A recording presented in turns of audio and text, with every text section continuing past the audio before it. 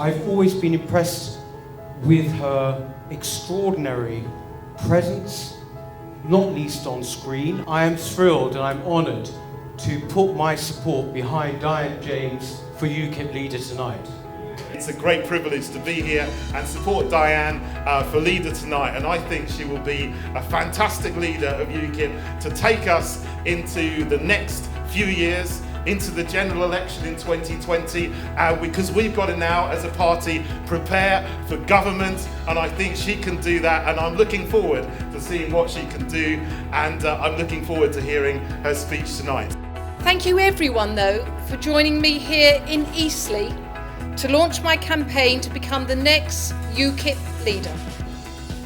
Now in 2013 here in Eastleigh, and there are so many familiar faces here this evening from that event, but in this exact same venue, I put my proverbial hat into the ring as the UKIP candidate in that forthcoming by-election.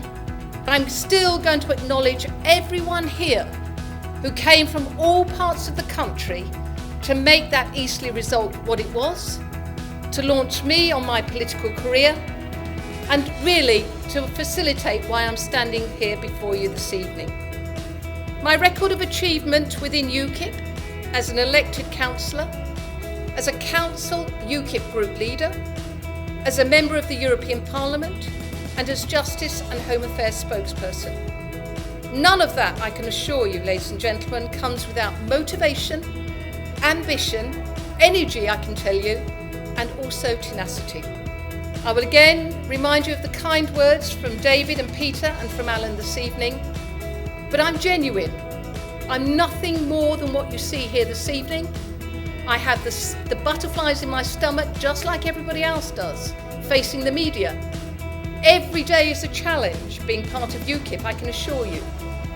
But what you see is what you get, and there are no flaws, there's no skeletons in the cupboard, and there's no bad news stories, to my knowledge.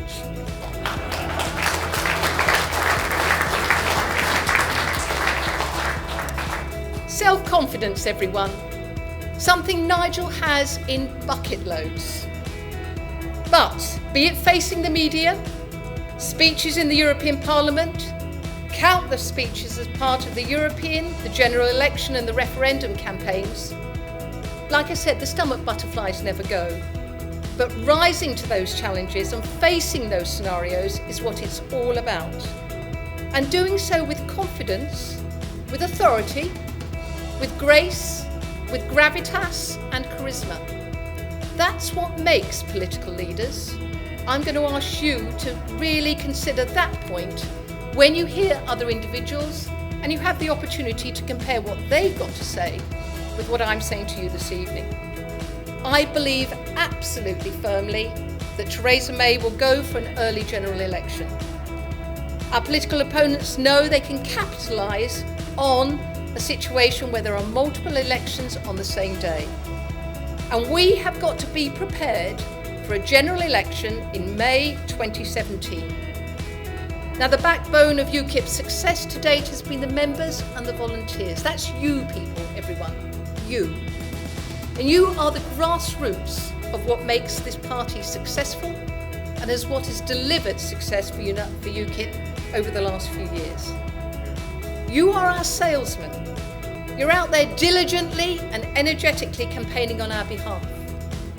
You've tasted success, you can be proud of what you've achieved, but I'm going to be asking for that extra ounce. I really am. I'm going to be asking for that extra ounce to make sure that we go into that general election with candidates, with an updated manifesto, and with the enthusiasm and energy that we approach the referendum.